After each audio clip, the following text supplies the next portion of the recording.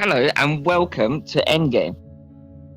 Today we are going to discuss about the current metaverse or the upcoming metaverse, as they say, because many of people who know of VR realize, well, not really realize, sorry, but it's more like what's coming and what's already here. The Quest is here. The Rift S, okay, we discussed that later in this program, of Yes. course. But with Valve getting in the game now, and what's happening to Vive? What HTC, what they're doing? The HP Reverb. That's looking good. So Recall. so that's what's coming on the show today. So, well, let's get hyped, mate. Let's go. Yeah. Woo. Yes, that was Hey. amazing. Oh my god. Okay, wow. Hey, Thanks, thank you, Freeman. Freeman. I That was appreciate that awesome. intro. Everybody, welcome to Endgame. This is Hello. a talk show about the future of humanity. Today we are kind of doing a we're kind of doing a little bit of looking at near future, current and near future as we look at kind of the state of where things are in VR right now. Because there's been a lot of updates, and while we've been doing shows about nuclear power and about medical science with VR, there have been announcements and new headsets have come out. New So, hardware. Yeah. Excited. So let's see. So to just kind of jump right in here, I guess, kind of the big deal, I guess, recently, or at least according to The biggest all the subreddits deal. I visit. Yeah, Only one of them. well, This one is the only one that's a big deal. Quest I think. is a big deal. Rift S, as far as I understand it, is sort of potentially an upgrade, or at least a better experience for side people. A side Yeah. grade, because tracking isn't as good because it's The you don't index. need external sensors. I guess I'm in terms of the Oculus Rift. So Yeah. it's supposed to be an upgrade from the Rift, right? But I haven't heard rave reviews about it. And does anybody know about this? Because I've heard people saying that Rift S is not Gen 2, that these are not Gen 2 headsets. What does that Rift S is mean? not Gen 2. I think the Quest is Gen 2. I think that's the Gen 2, the wireless future of VR, and it's liberating and I think game changing. And it's Can it also be $400, which is crazy. But can it be said to be that if it's like a downgrade in terms of hardware capability? Then? Yeah, I think so, because it feels like it's like a slight advance from the DK2. Like obviously it's not that much further along or whatever in terms of the size of the environments, but the fidelity is better than the Rift. Even coming back in the Rift after using the Quest for like 2 weeks so far, the Rift feels like the screen door is more intense, which I think is interesting. So I'm already partial to the Quest after doing all that, but also like it's complete. Like I brought two of them in a backpack with me, and I've gone into anyone's place, scanned the room, and showed them social VR. And we were together and we could go anywhere in the world Now, and in the metaverse, and that was really powerful. Tell us how this is different from like the Gear VR, because we've had mobile VR for a long time.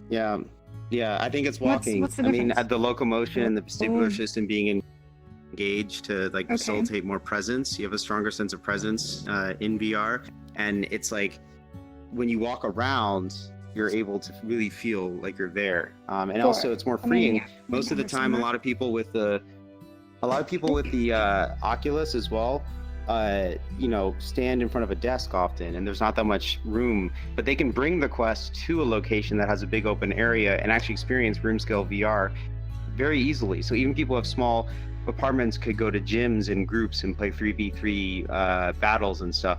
But yes, Catapult. Also, I see that you're in the middle. What do you think about this? Well, actually, I was watching a YouTube video today, and like the guy said, he said the Quest is basically the introduction to mobile VR, because all the previous headsets did not have inside-out tracking. So the tracking, I believe, was done with gyroscopes, which was very inaccurate. And it's the first mobile headset to have 6 degrees of freedom, where the other ones only had 3. Right. That is pretty powerful, I think, because like like you said, they said it can only go up in quality and speed from there, because don't forget the processor they're using in this is 2 years old. It was the same processor they were using in the Samsung S8. Now they're using the S10, so they go faster processor. But then, chances are that some later versions will have faster processors as they come out and stuff like that. So then it will increase the quality of it. Also, if you look up a YouTuber called Sweeviver, he has a video on how you can use Steam VR in the Quest. Ooh, link it to us. Can you link it to us in the Discord? Because I'm curious about the method they're using. Also, the Quest got Beat Saber custom songs. Well, I got Beat Saber, so... No, the custom songs, though, it's like... Oh. Yeah, I think it's another example. So the Quest users get more, like, additional songs? Yeah, so Catapult... Yeah, like with the Steam VR being able to be played on the Quest, like all of these extending the capability of it, all the different hacks that you can do, or like, methods and stuff that I think are interesting. Sorry, I'm like a very big fan of the Quest, but also we should get a poll, I think. How many people here own at least one Oculus Quest? I actually have now 8 of them, so it's like I'm kind of on the extreme version. Yes. I can tell why you want to tell us it's version Gen 2.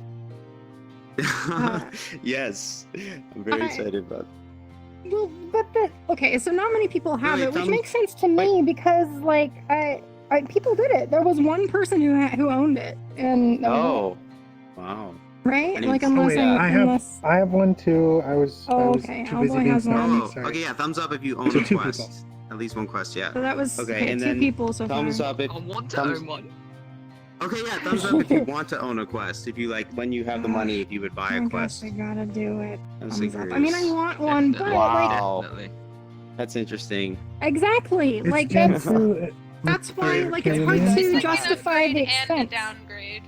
Wait, yeah, someone come tell us, come to the middle and tell us why you guys would buy one and downgrade. Well, simple. If you have a Quest, you can show it to so many more people than you can on a fixed, like a PC VR. Simple as that. And I've got the Go. I've had a Go ever since it came out, and my sister's nabbed it for watching videos in VR. Like, she's gone up to Scotland now, and the only reason she stole it. Well, I wouldn't say stole it, but I lent it to her, gave it to her, because she loves VR. Once you try it, you kind of get a bit addicted to it. But the Quest is literally the next step onto that, and that's it. The more we can get into VR, the better it is for all of us, I would say, who are enthusiasts in VR. Well, and I'd say that that's definitely probably the market goals of Facebook here, right? Like they're right at the moment.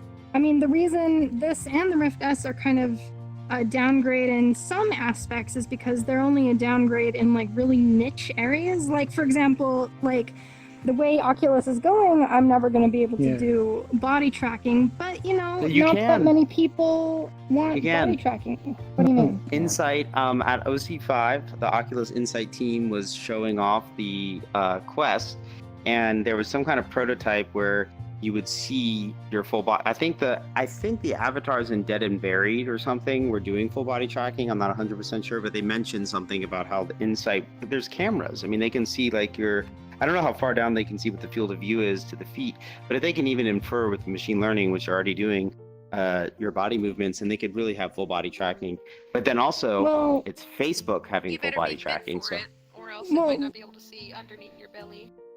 I mean, that's maybe true too. Yes.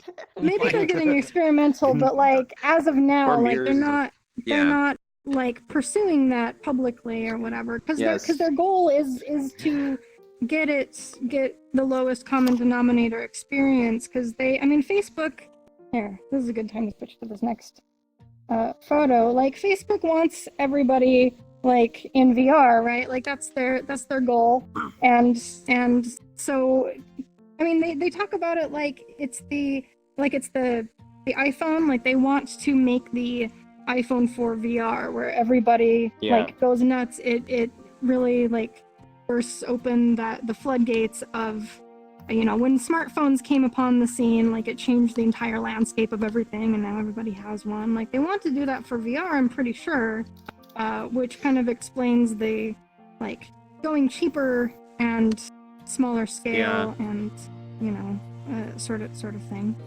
Yeah, and I think I and Tara, I want to hear your comment. I know we just switched to the Facebook as well.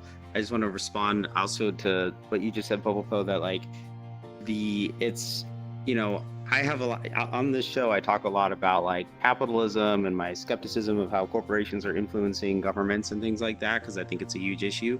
But Facebook at the same time is with the Quest and things like that, pushing this forward. And this is what Palmer Luckey said as well, who I don't, you know, I have, you know, I know that there's controversy around him and, you know, It's but complicated, yeah, and like I think it's proper that he got fired from Facebook, but he mentioned that Zuckerberg is really pushing this field forward with the Quest and losing money on the hardware and things like that. What is the price we will pay? It's probably to do with privacy and other elements. But Facebook is also saying now, it's interesting, they're saying they're becoming a private social network. And I bet VR has an element to that. I bet that when they're thinking about VR being a private social network, if they're thinking about spaces and families meeting up in VR and all that kind of stuff. And I think that they might be accurate in that prediction. But I wonder. But anyway, yeah, I think it's like a... But yeah, Taro, what were you going to say? I know yeah,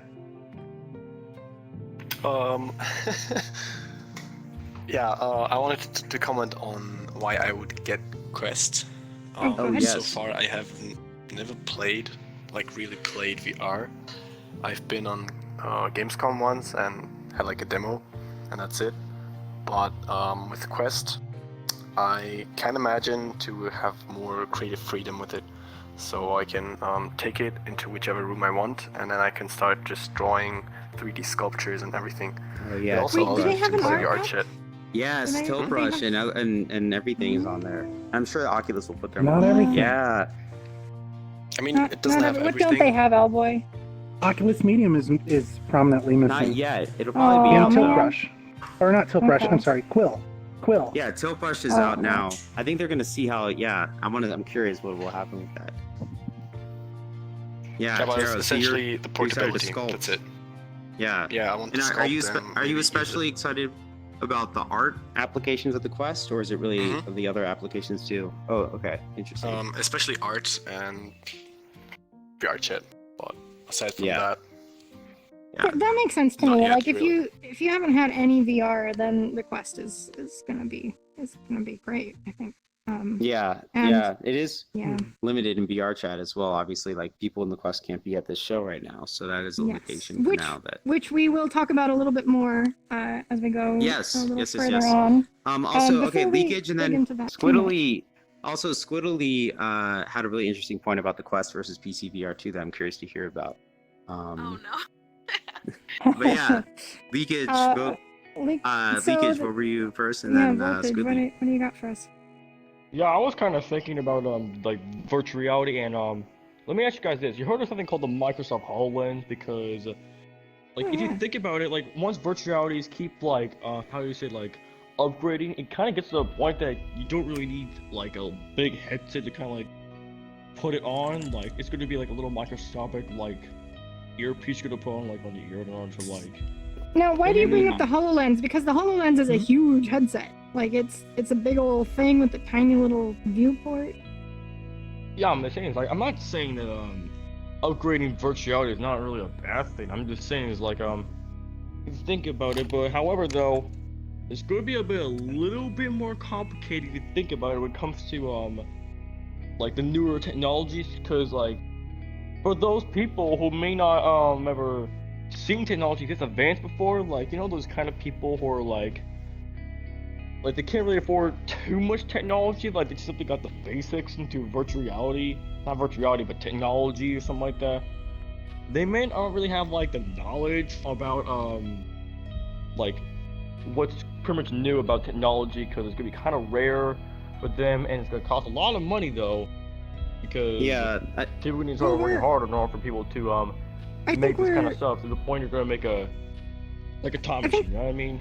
we're seeing Yeah, I'm that saying it's gonna be a little more bit difficult already. when it comes to higher resolution of technology because We're maybe Yeah. we're the seeing that budget. we're or seeing that something like disparity because already. If you Voltage, notice like, on the news, Apple Hey! was Oh, to no, we can't release turn 'em something on. Hey, called, like a Hey, Raven Voltage. speaker, but hey, didn't man, actually release it. Hey. Considering, yeah. Try to make one point at a time so we can like have a conversation. Is that cool? All right. All right. Yeah. So Thanks. Yeah, I'm gonna it's good because we like to hear from you, but then also we want to make sure other people have time to speak and right. engage in a back and forth. So that's always right, a that's balance. fine. But no, but I'm these sorry. I think you're making a really interesting point though about the people who have never used technology and not knowing how they might interact with technology. I think the fidelity is low right now, but the Quest, that's a big thing, is demoing the Quest to people and just having them able to walk around a room and do 6-off VR stuff, which is basically the Vive, what you can do with the Vive with 2 trackers in the corners of the rooms, anywhere, is going to convince a lot more people. But yeah, also thanks, Leakage, and I also wanted to hear from Squidly about your experience. All right. All right. I know. So what exactly was it? I'm sorry. Yeah, getting a so little- we were talking about, I was asking you, like, as a user in through desktop, I was curious, like, do you own the Quest, or are you thinking about buying one, or like what would it be like? And then also, have you thought about buying desktop VR, and like what's the kind of comparison there? So I have a friend that has an HTC Vive, and I love playing on it, but it's expensive. It's $500, sometimes $600, depending on where you buy it. And not only do you have to pay that money for that headset, you also have to have a computer that can play it. You have to have a graphics card that can handle it. So the downgrade for the Quest, it doesn't have the best graphics, but it's a lot more affordable. You don't have to have, like, you can just play on a laptop, like if you don't have a gaming PC, but you want to just do VR without having the hassle of everything else. I think that goes a little bit into what we were just talking about, like the range of technological, like there's a huge range there, right? Because like on one end we've got the Quest now. Well, on the very bottom we've got, like, I don't know, Google Cardboard, but the Quest, and then on the way other end you've got like a really high-end gaming PC. You've got the Vive Pro, like you've got like who knows how many Steam trackers or whatever tracking system you've got, and so like there is like this enormous range, which is kind of cyberpunkish, I guess, right? Like that's kind of a staple of the genre. Like, virus protection. Yeah. The VR headsets don't really have their own virus protection, so if you're using like a Vive connected to your PC, it's got whatever's connected to your PC, but I don't really know if any of the mobile ones have anything. People have been That's true, but that's actually tricked into seeing some scary stuff in VR. That's and that's also That's true, yeah. the viruses are an issue on mobile devices, Android essentially, and think about how easily they can spread on Android. And don't forget that the Quest also has 4 cameras on it. See everything around you. Yeah, so I'm just putting that out there. That's going to be a thing. Sure. Now, I haven't heard that You're viruses. walking around naked and people are gonna hack into your cameras. Yeah. I haven't heard the viruses are a security issue for headsets. Has there been like news about viruses and headsets? A little, not big. It's yet, just a worry. But well, people have definitely. Potential. That's the thing. Exactly. There's like news articles about it, but it's not like big important news to anybody, I guess. Yeah. I haven't even heard it being a huge issue on phones either. Like, my understanding is that mobile tech is more secure than I desktop. smash up my phones as soon as I get them, so that I don't get spied on. So. Yeah, that's clever. Did you say you smash them up? Often you buy phones. Yeah. Destroy your phone. Uh-oh. Yeah. Oh my god. I don't know how you make phone calls, but that's fine. Yeah. Well, thank you, Squiddly. Yeah. For your Yeah, it was very interesting. Well, for So, yeah, for those that Yes. for those that are like, because part of the problem Look too how is soft. that like not everybody wants to support Facebook either. Yeah, So rich at boys. least there is at least one other alternative. Well, there's a couple, Yes, but catapult. a better Bow. alternative. Bow. Oh, Yes. God, he's, Oh my he's God. ready, bro. This is Crazy kind of what I Davis, see. oh my God. Oh, he's ready, bro. Valve is like the golden child Yes. of VR, the VR ecosystem right now. And look how cute it looks too. You know, Oh, it's Paraphilia will adorable. post it. I know, right? Yes. It looks I've like a heard mixed really good reality things. knockoff. I've heard a Yes. lot of good things about the Whoa. Knuckles, the not Knuckles controllers, and yeah. So It has a hopefully front. it's as good at what? A front. Radical like- knuckles. like a Yeah, Tesla. kinda Take like off that you front can cover and knuckles, there's do a you? slot in there with a Controllers, USB makes 3 no port. sense. Oh yeah, I heard about that. Ooh. And wait, what kind of Oh, wait? yeah. So, catapult. Like What does infrared that sensors, mean about the maybe? USB port? Like, what is that? Well, Why is that a lot of exciting? people, when they first pre-released the earlier pictures of it, it didn't have that front glass cover, and everybody thought it was going to be for that leap, whatever, where you can see your hands, Oh, the leap motion. Leap Yeah. motion. Oh yeah. because it looks like it's about the right Very size nice. for Yeah. it and everything. But what it is, it's open source. So what's going to happen? Valve is going to release the Wait, what's specs open? and whatnot, Oh my and let God. other people make their own stuff to fit in there. Wait. Wow. Like somebody's already supposedly made a little device where it's like an LED readout. So basically, because that's just smoked glass, so Wow. you can see through it. So basically, you can have a readout. Don't bother, something that scrolls across. Don't bother me. I'm in VR, kind of thing. Yeah. Whatever. So you can make little attachments for and Yeah, that will modify fit in that your- slot. Yeah.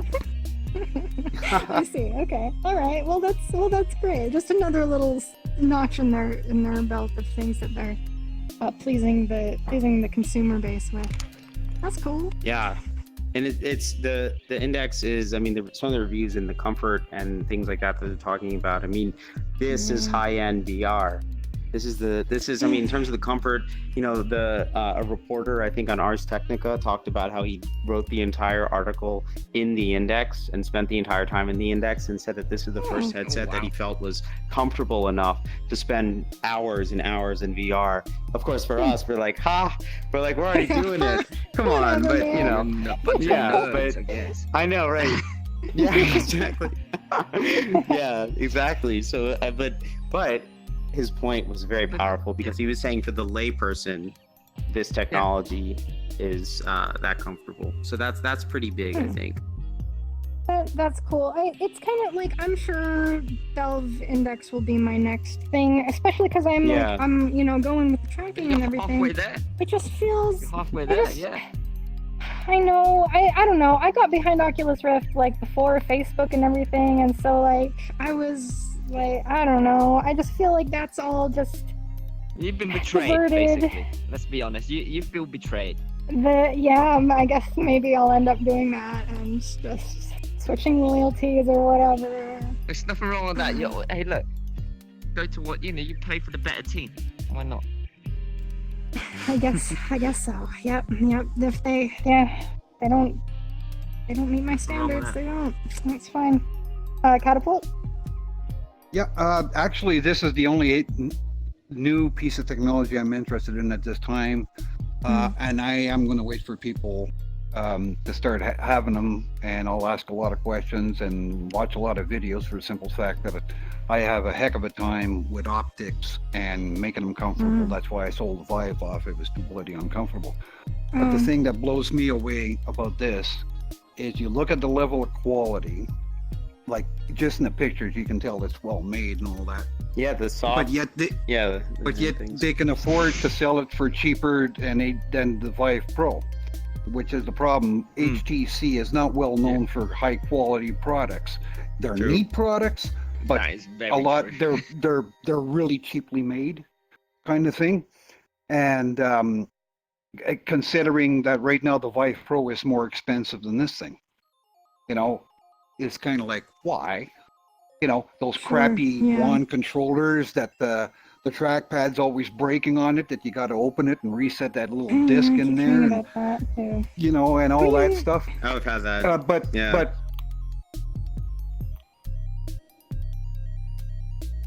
I mean, I do hope But that for doesn't their it cost sake like that... $120 to replace one controller though? well, Yeah, okay, it's so expensive. put it this way. Yeah. Come The- on, This is bro. quality. I hear you though. Yeah. Like I- the index is not available in Canada yet. You can't even buy it. We don't even know what it's going to be worth in Canada. My guess is $1,500. That's imported.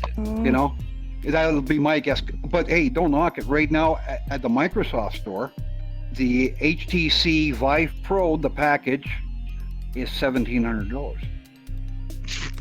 Well, My yeah. God, that's Canadian dollars too. but- yeah, I don't know. I really hope it'll live up to the hype. Speaking of HTC though, they do have they are not like leaving the market entirely. They just announced this, which is the HTC Vive Pro I, and so it's Enterprise, no. it's not actually a generic market consumer product. It's made for enterprise, and I think it's actually. Wait, what I'm is that sorry, I supposed had to be? do that. A face. I'm really good at drawing, clearly. I need like Taro to come up and sculpt Psych. like You're one a of those perfectly people who see modeled faces with everything. Okay, You are. look, this is something we need to talk about though, because the thing markers don't work right now because of the network Oh, issues no. that VRChat No, I is can see it. experiencing. I see it. Yeah, you can Oh, see wait, it, people but I can see it? guarantee you I can't see see it. what Psych drew. I guarantee you that. Like the Do you the still see network an update. upward Oh no, arc? psych. Why Yeah, would I you do. do this, man? It's mostly Barely. the Why art would you art. do this? Anyway, I see a that's- happy face. Anyway, that's part of the conversation about Yeah. the updates to VRChat with Yes. Quest, which we will get to. But anyway, Yeah. so like And- they have an eye tracking headset out now, or they're going to Yes. very soon. And Leakage, you're waving your hands. Do you have something to say? I saw Phil. That new headset, Oh. the Cosmos, the HTC Vive Cosmos, is they announced that in January, and about 2 weeks ago, I went on the Vive forums, and not trying to be a dick or anything, but I saw that post in their forums about the Cosmos. It was dated January 7th, if I remember right. More information coming soon. Here we are in May. So I wrote a message in that thread saying, Where's the information? this was announced January 7th. We are now, middle of May. Please define soon. Did they respond? That's amazing. No. Yeah. Yes. Okay, They Fail didn't and then respond, huh? Voltage again. Alright. So we know that the index has low persistent LCD screens, right? Anyone got any concerns about that compared to it doesn't quite have the blacks of OLED, but then better fill rate, so there's that. Anyone have concerns about that? Yep. Who has a But what's People more living at important, though? 144 all the time. What's more important, I guess, is the 144. question. No, I Depends never what you tried play. LED on a headset yet. I know that the reviewer in Ars Technica talked about 144 and said that his computer he lost too many frames, I guess. But maybe that's just for this generation of graphics card. Or I don't know if you guys know about why higher hertz is better or anything. The reason it's basically the refresh rate of your monitor. So you have, I'll just turn the camera towards me. Wait, wrong camera. Basically, what's happening is your monitor right now is displaying at 90 hertz. That means it refreshes the screen with every new frame, 90 times per second, I believe, 80 for me. or 1/90th of a second. So at 120 hertz, that means it's updating another 30 times fast, or not 30 times faster. It's updating Percent. 120 times per second, or per point second, or whatever the timing is, which means it updates much 130 faster. again. You can Oh get my god. so much more per frame. So if you have the PC to throw it, then you're fine. But It's motion, basically. It makes motion smoother. Yeah, Simple yeah. as that. also the And other so, thing but what's to Feral, the OLED display, because it's not OLED, and they're instead using the LED or LCD, whichever one it is, you actually have a much higher sub-pixel count, which helps with the screen door effect, which is giving you a much higher looking visual field while not actually being higher resolution. Yeah, and I guess I'm interested in, like, I know Alboy, you mentioned 144 hertz as well, but like, what is there a clear distinction between the advantage? Like, I know that the eye, I mean, around 90 hertz you can't detect, and then the Quest is 70. So is there really that much of an advantage? So sorry to jump in. So it's one of those things where even though it's low persistence and it is still already at 90, higher is still better because that reduces the amount of time that pixel is lit up on the screen, and that does affect motion blur and persistence of vision. And the higher it can be, the more it's going to feel like reality, because reality is super high refresh rate. Oh, you know? That's an interesting point. So, all right. So it's kind of like the difference between drunk, bro. like. Well, that's the thing. I bet you drunk 144 hertz is pretty good. But also low hertz makes you nauseous. Exactly. So it's kind of just like thinking about it as the other end of the spectrum is better than the low, you know? So and it's the way that people have been describing it who have experienced it. They've been talking about it like you feel like it's like caffeinated VR. Like it's hyper, like you're hyper on and you're hyper like looking at things, and it feels more solid. Gotta turn the ADHD knob all the way up. Yeah, it sounds like another example of like you won't understand until you experience it. But also I haven't experienced it, so I could just be talking a bunch of BS here. I don't know. It could be I'm like super wine excited to try. tasting. That's true. It could be like wine tasting, right? Where like you know, it's got these notes of oak and pear, and you know, it may or may not actually be there. I wonder. I'm super excited. I'm super excited for it. Yeah. Yeah. Well, thank you. That was very well described. I understand that a little better now. Thank you. Fail. So yeah, did that answer your question? I mean, no one said anything about the black level. I don't know. It's all relative to me, so. Yeah, I mean, the thing is, fundamentally, it's you cannot. When you're talking about like sound, or you're talking about a display, you know, unless you have the same display, you can never see it on your own TV, or you can never hear it through your own speakers. Simple as that. You know, this is why demos are so important in VR, because, you know, unless you experience it yourself via a demo, well, you're never going to be able to see it. You know, reviews can only go so much. That's what I'm saying. Yeah. Real quick. Yeah. Okay. And then voltage? Last year I had bought a Lenovo Explorer just to try it out, and it's got an LCD screen. I was actually pretty impressed with it. You know, I had heard so much about LCD not being as good as OLED and all that. I compared pretty much to the Oculus Rift, just higher resolution. The blacks, well, once you get used to the headset, if you compare it head to head, chances are, you'll notice a difference. But once you put the headset on, you get used to it in there. I mean, how black do you need black to be? To me, it looked black.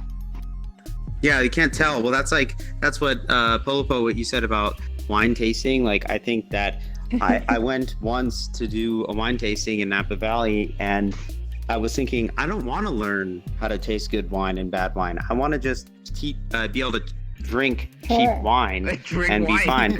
Yeah. And so why would you train yourself on the difference between OLED and LCD? If black looks black to you, then, you know, I'm in the same camp. I'm just like, all right, well, they both look good. All the manufacturers are going away from OLED. So there's got to be a reason for it. The thing is with LCD now, with the sub-pixel thing, you're getting rid of the screen door effect, which is a big kicker for VR. Also, probably the panels are less expensive. They're probably last longer, and so on and so forth. Yeah, but the Quest is OLED, right? You guys, we gotta give these other people a chance who are waiting in line. Thank you, though. I'm so sorry. Thank you, Fail. Yeah, thanks, Fail. That was very interesting. Okay, voltage. Points. All right. So about this Vive Pro, I've been actually hearing so many about reviews about like the lack of the quality. I mean, here's the thing, it's not the quality that makes the Vive have like a really bad downgrade. It's mostly about the price and lack of how people are gonna see you with a Vive Pro. Because let's be honest, I understand quality is a really good thing, but if you're gonna have like too much quality, people are actually gonna kind of like look at you as a bit of like a bragger when it comes to having a bit too much quality. I don't know if they look at you as a bragger. Otherwise. Well, I guess if you talk about it all the time, yeah. I mean. Oh, but the quality over, is that what you're saying, Leakage? That the quality over? Well, it's not just the quality; it's also the price. Because here's the thing: the Vive Pro is not just like a standalone VR. It's meant to be like an upgrade for anyone who currently has like a regular HTC Vive. Like, if you want to upgrade to better quality, just remove your current HTC Vive and replace it with the Vive Pro. Sure, it's better, like built-in wireless and better quality. That's cool, but I don't want to be losing friends because people are gonna look at me as kind of like a jackass. That's why people can look at me with the Vive Pro. That's an interesting point. I'm not sure if that's actually gonna happen, but I think that brag about it, which I'm not. Leakage, can you hear me right now? I'm not sure. Are you able to hear me? Yeah. Cool.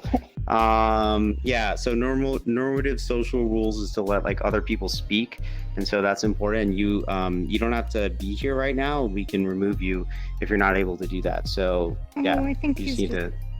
Yeah, but anyway, making his thoughts known.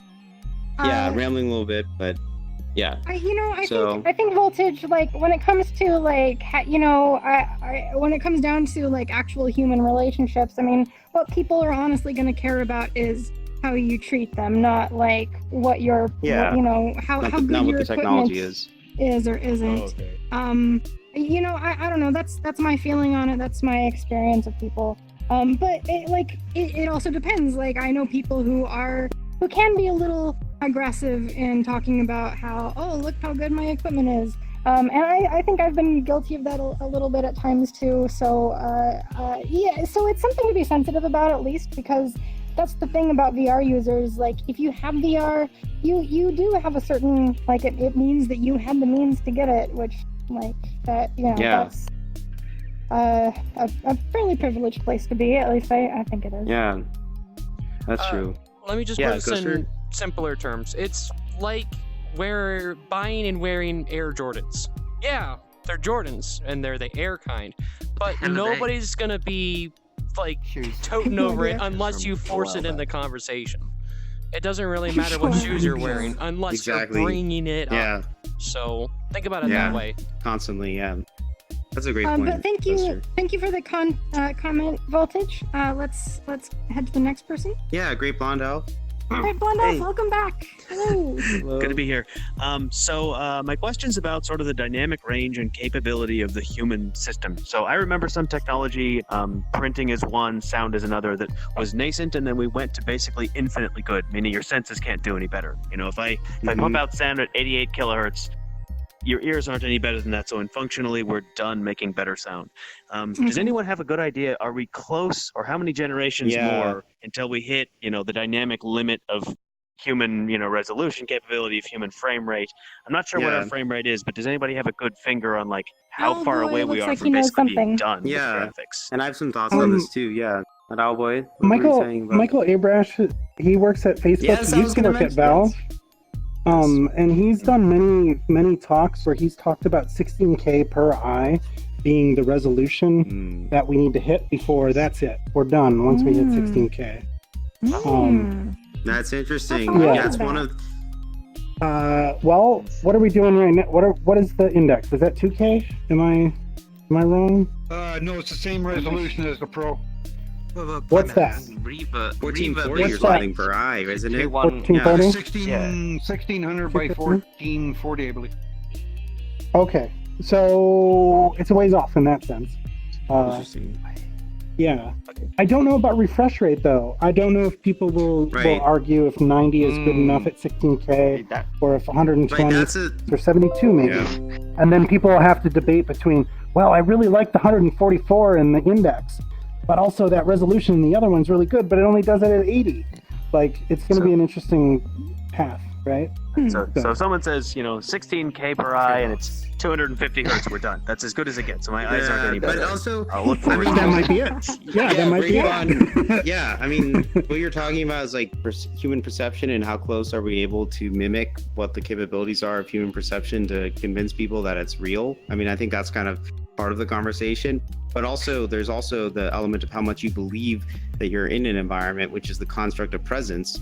And Abrash, I love that you brought up Michael Abrash because he is focused on, I think, the kind of neural elements of this, of like what senses do you have to stimulate in order to actually put someone into VR. And there are some hypotheses, like Ray Kurzweil thinks that people will be able to have nanotechnology in them and just think and become in VR and just change their environment immediately. Right. So I think the question is like, what are the systems? And I would say that I'm excited about, Owlboy, what you said about Michael Abrash predicting the 16K. I'm curious what his evidence for that is too. And like, what is the limit and stuff like that. So it's interesting to think about how he's predicting that and, the science that's going on behind all this. Well, why is that a sophisticated test? Like, can't you just do an eye test on someone and like determine what their resolution is? That's true. I guess it's the hypothesis that matters. Like, do you know what what his prediction is, Owlboy, exactly? I think it's probably a calculation of like angular density of the pixels spread across your field of view at a certain field of view. Hopefully one that's a good size field of view. It's similar to the idea where Apple branded their cell phone displays as retina resolution at one point. And they did that because your like average viewing distance of using your phone at that distance, if the resolution was higher, it would be imperceptible based on like just your average person's acuity of vision. And maybe that's still a taste test thing where you could say, I can still hear higher. Or like you brought up the sample rate for audio. Some people swear by higher sample rates than 88, right? Or 80. But like it's debatable if that's scientifically true, or if it's just people a placebo vary on effect. a normal distribution, probably right? Like a that's true too. That's Probably. gonna be true. Yep. Yeah. There's a lot of subjectivity there, along with just variable people. So But he said that 16 would and I'm assuming he means 16 will cover the majority of the population. Maybe there's still people with super eagle vision who are going to be able to be like, I still see pixels. But yes. I know that's probably not going to be me by then. Those people, those are the people who are saying the blacks are different in LCD versus OLED, Anyway, all right. Yeah, thank you, Owlboy. That's very interesting. Catapult. Yeah, well, this being Endgame, let's stretch out the imagination here. Screw the eyes. When is the technical and medical field going to get together and bypass the eyes altogether, and it'll be all hooked straight into your brain through little hookups in your temple? You mentioned the nanotechnology. And that way, that's nanotech. No resolution to worry about.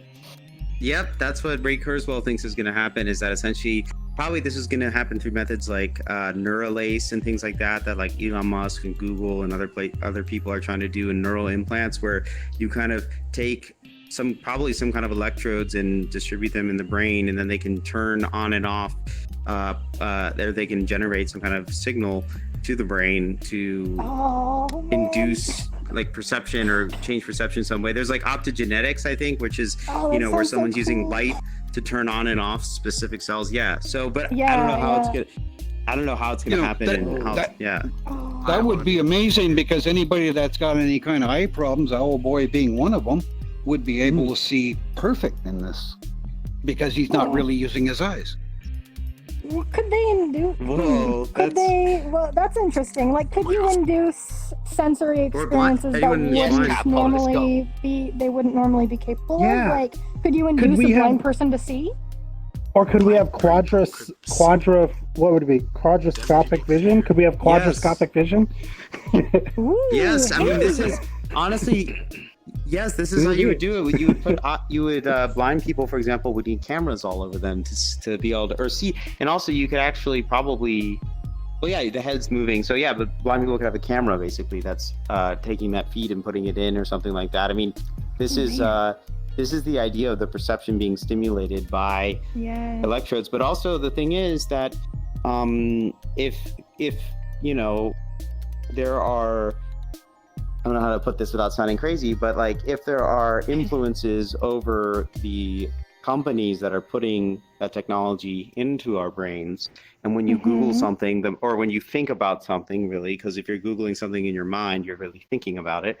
If you think about something and the tangential thoughts around it are influenced by algorithms that control like where, you know, how prevalent those are, what is the influence on the human experience? You know, and is that our foray into transhumanism? But that's really something I'm really interested to find out. Like when we wait to go back to this. Wait, hold on. Sorry, just in this sense, we have to go back to our. Oh, wait, is it? You press the green button. Aha. There you go. Yeah, this picture. Neuralace. Yeah, for sure. You know, this is kind of really on a tangent, but something I'm really interested in for when we really start to do Neuralink and like start experimenting with inputs to the brain, like, is the actual experience of producing your own thoughts like viscerally different than the experience of having a field generated from an external source, like into your mind, like that, like is that experience the like identical? Like, will you not be able to identify your own thoughts versus something generated? Or will they be like, will you be able to distinguish them? Will they have properties that will allow the mind to recognize its own activity versus an external activity? I'm really curious about that. That's that would a be really super good cool question. to find out. Yeah. So hopefully at some point we'll find it out. Yes. We're winding down a little bit. I wanted to talk a bit about the Quest and VRChat. So Freeman, first your comment, and then we should get to. It's more like almost like an ending statement for myself. It's almost like what do you guys think is going to happen in the next, like, say, I mean, it's happening so quick, say like next 2 years, because you know we've got the Quest now, which means we can go anywhere with VR. I mean, what do you think of, you know, VR's in general? You know, is it going to get bigger? How big? Or I'm kind of. I bet. I don't know. I think the pass-through cameras are so cool that like, and then the two are probably just going to merge, right? Like we're gonna have VR and AR like in the single device, and like the two worlds are gonna merge and collide. Like there will be intersections where there's your virtual street and your physical street, and like you know, you have to navigate one in one domain and another. I think that's interesting. I think that's definitely going to happen. I'm interested in the 2 years too, because I think that like what I see right now, at least with the Quest, and I'm so excited for augmented reality too to become like mixed reality, really, actually, and maybe that's why Windows, I guess, chose that. But I still don't fully understand why they use that to describe VR. But with the Quest and everything, like you have a whole level of access to PC VR that people couldn't afford before. And so now we're going to be able to see, I think, a transformation of the percentage of people who own VR. And that's going to be a big impact on society when people understand what 6DoF VR is, because they've tried it and people are able to share it with each other. The experiences, I think developers are immediately going to be focusing on developing for 6DoF mobile VR, because it's going to be the highest percentage of market share, and things are just going to take off, I think. And I guess that's a perfect segue into the because the PC Quest, But like I think in the near term, though, it's a little bit awkward because, we're seeing VRChat taking a big step to try to integrate, mobile VR and desktop VR, and like I think that's really interesting. But at the same time, at least right now, it's like there's a bunch of friction in it, at the very least, because, if I go to different rooms, like my avatar, I haven't taken the extra labor that is required to make my avatar available to everyone, and so not everyone's going to be able to see me. Also, when we go into a cross-platform world, like when we were exploring the other night, like half half the cross-platform worlds that we went into didn't show the same thing to Quest users that they showed to desktop users. It was like an entirely different world. You're existing in separate environments, essentially. Could you see them? Could they see you? You could, yes. But sometimes they'd be like on a surface that I couldn't see, for example. Yeah, or I mean, I'd like go under the floor, things like that.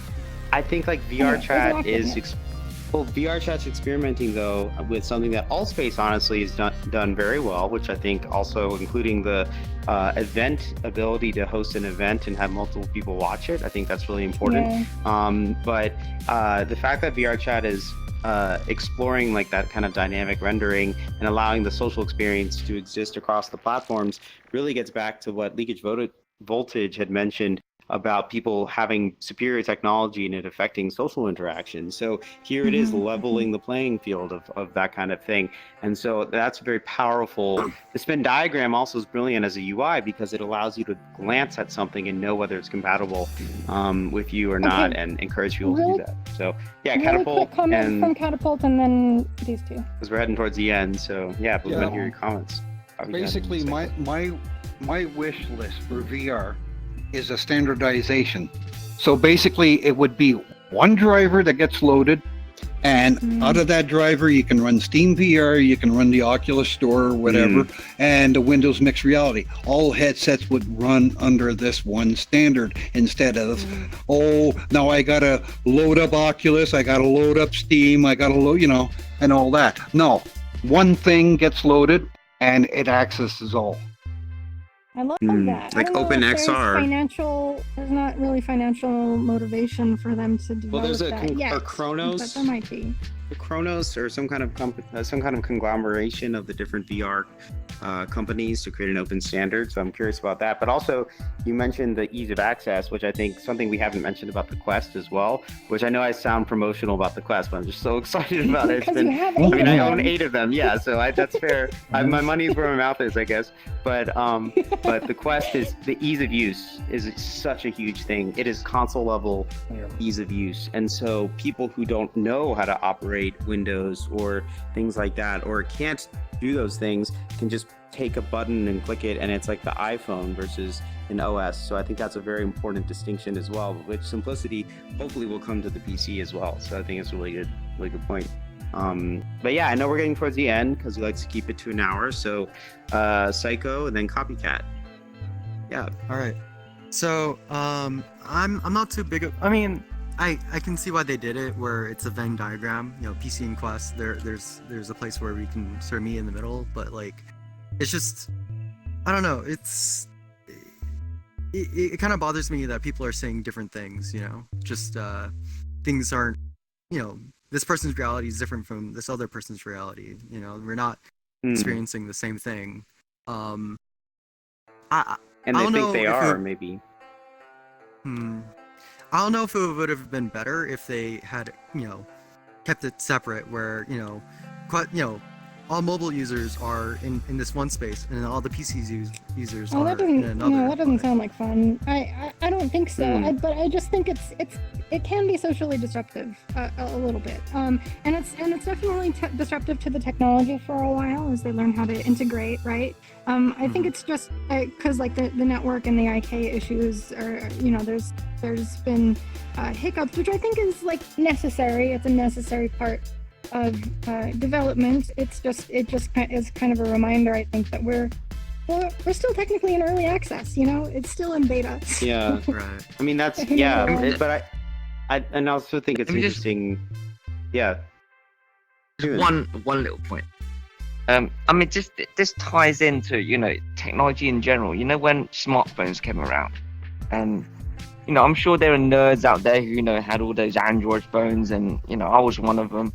Like, it was all cool. The thing is, at the end of the day, what do we need as a society? We integrate.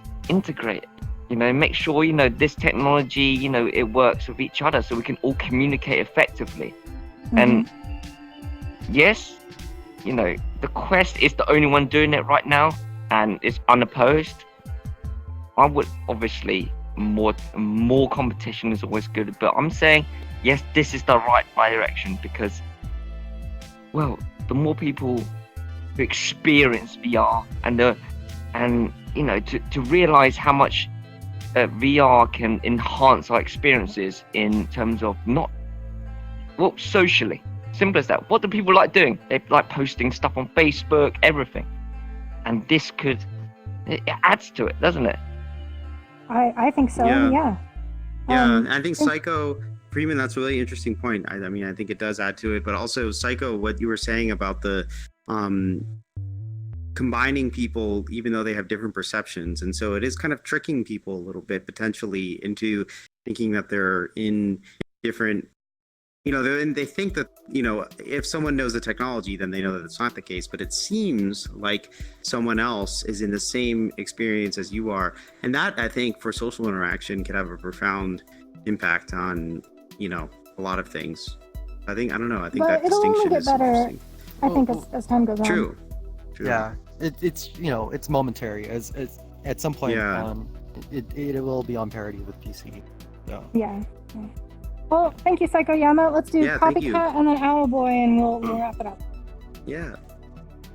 All right. I want to say that I kind of feel like VRChat wasn't the game for Quest, because there's a lot of social games out there, and wait for some sort of amazing VRChat is kind of unique in the fact that VRChat allows all this content creation and all that, like Unity, and it's heavily integrated in that. Quest users are never going to have access to that because Quest is a standalone headset. You can't exactly develop maps or avatars on the Quest because you can't open Unity on the Quest. And bringing this into VRChat of all games didn't really make sense because we're feeling the effects right now. You can't play catch in VR anymore. You can't draw in VR anymore. There's a huge delay on like walking into a room and talking to people. People have been disappearing because IK is just not loading. Yeah, it's gonna get fixed eventually, but the sacrifices you have we've had to make or are to allow you Quest. just expressing? Yeah. I'm both, I guess. Sorry. Okay. Well, you're next, so you'll get an opportunity to respond here if you want. But yeah, I think you're right, and I think it is a little disruptive. But I'm hoping it's temporary. Like it's meant to be temporary. Yeah, definitely. You know. I think it's brilliant for VRChat to go on the Quest. That's where most users are going to be. And you're right that there's a lot of things that are breaking, but also, you know, I've been around in VRChat since the first year of its existence, and you see all of these glitches happen when updates and new software and stuff comes out. And I think the question is, how do people approach the social experience of connecting desktop and VR users while still allowing user-generated content? Because user-generated content provides infinite novelty, and novelty is what keeps people coming back. And it's true that other platforms like Rec Room have user-made rooms, but being able to make the content in VR is not necessary. It's necessary to get really high quality content producers who can upload their content for other people to experience. And I bet Rec Room and VRChat both have that same balance of consumers versus producers. So I think, I mean, it did break a lot of things, but give it time, and I'm sure that those things are going to get fixed. And I think VRChat is probably poised to have the most user-generated content moving forward, especially like with things like Udon coming out. Yeah, hopefully. But it's an interesting point, though, what you're making, Copycat, about the drawbacks, because the updates have broken a lot. You can't draw, which I totally agree.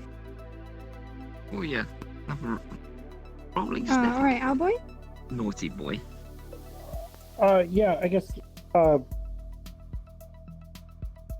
VRChat dev team is a small dev team, so they're always struggling to work on stuff. Sadly, a lot of this stuff that they had to implement for Quest was stuff that was not testable with their small dev team because they don't have the money to pay a couple hundred people to be just testers, you know? And they're working on the IK stuff. I've seen big improvements on that in betas and stuff.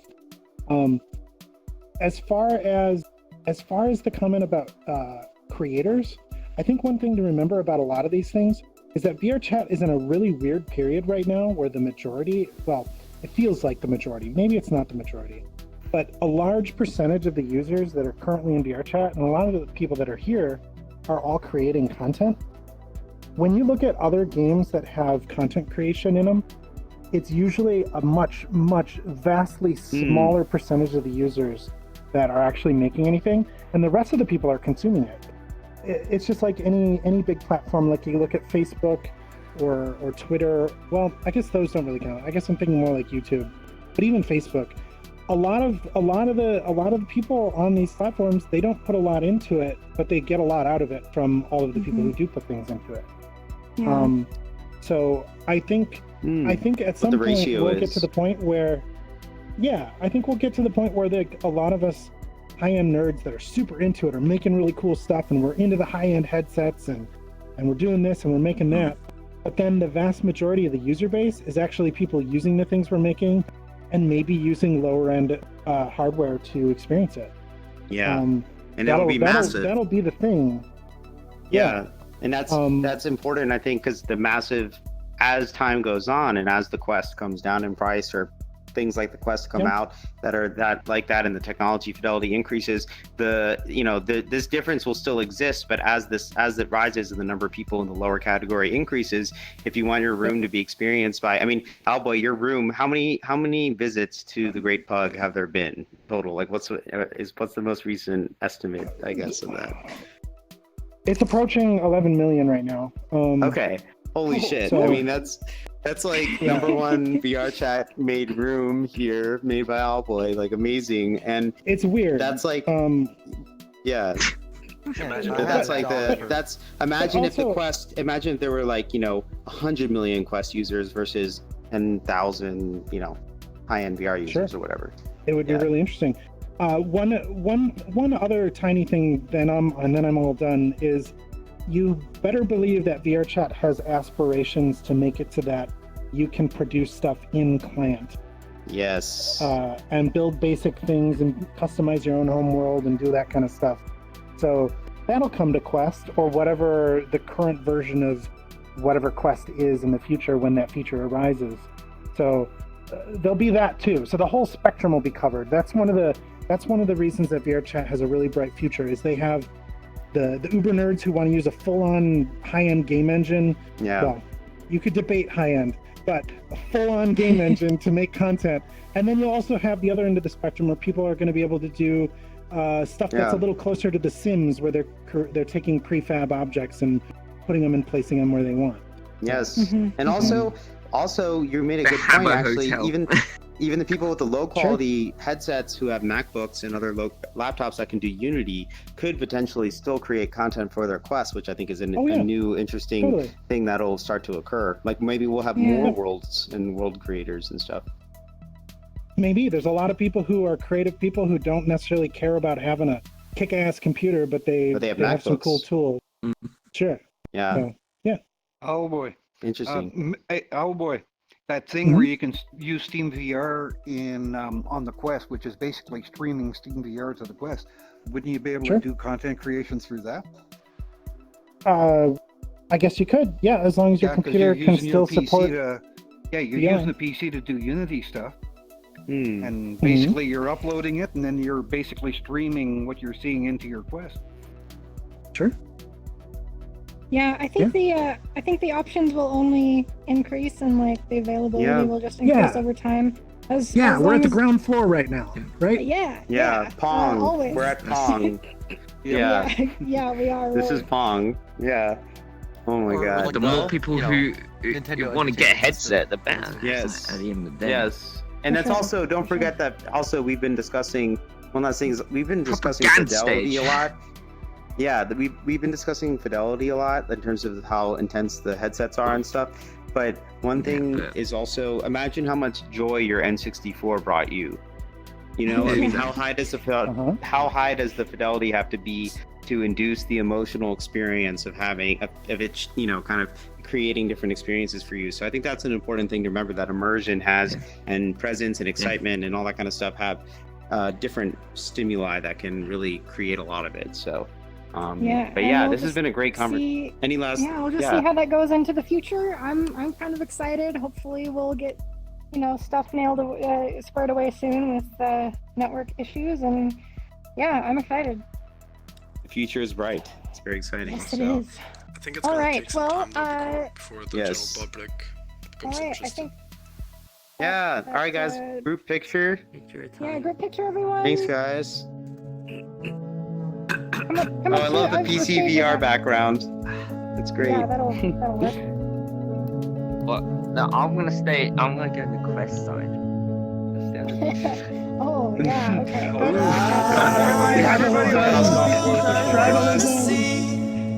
Everybody come to PC.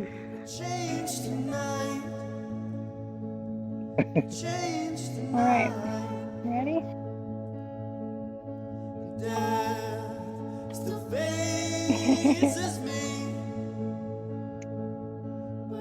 Quest. I don't know. That's like Odyssey Plus. Love it. Odyssey. Direct neural interface. Love it. We totally didn't Yay. discuss Nerf it. gear. That's Samsung Gear VR. Nerf gear, whatever. yes. Nerf gear. Yes. Yeah. Oh my god. Well, thanks guys for all the interesting points. That was a great discussion. What about the virtual boy? Yeah. Oh my god, no. I gotta take off. Me too. but, Yeah. All right. Well, No. Bye-bye. Take it easy, guys. Yeah. Yeah, see you guys. Thanks, everyone. Have a good night. Tourism. Yeah. So how do we join? Do I need to be? I need to be